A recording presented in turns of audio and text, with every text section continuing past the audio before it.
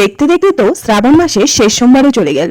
আমি তৃতীয় সোমবারে গিয়েছিলাম জল ঢালতে, কিন্তু জ্বরের জন্য ভয়েস ওভারই দিতে পারিনি। ভিডিওটা আর কেমন করে শেয়ার করব, কারণ ভয়েসের অবস্থা খুবই খারাপ হয়ে গিয়েছিল।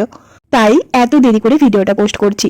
সেদিন সকালে উঠে স্নান করেই বাড়ির পুজো কমপ্লিট করে রেডি হয়ে নিয়েছি। আমার রেডি মানে ওই সিম্পল একটা শাড়ি, হালকা লিপস্টিক আর একটু কানের মালা, এগুলো পরাই গিয়েছিলাম। দিনহাটারই থানার সামনে একটা থানার মন্দির আছে, তো সেখানেই গিয়ে তো মোটামুটি ভিড় ছিল, সেরকম একটা ভিড় ছিল না, তবু আমরা কিছু ওখানে ফটো ভিডিও তুললাম। তো তারপরেই আমরা পুজো দিতে গিয়েছিলাম, কারণ তার আগে দুবার পুজো হয়ে গিয়েছিল। তো ওখানে আমার পুজো দেওয়ার ব্যাপারটা যে ওটা খুব দারুণ লাগে, তো তার জন্য ওখানেই গিয়েছিলাম আমি পুজো দিতে।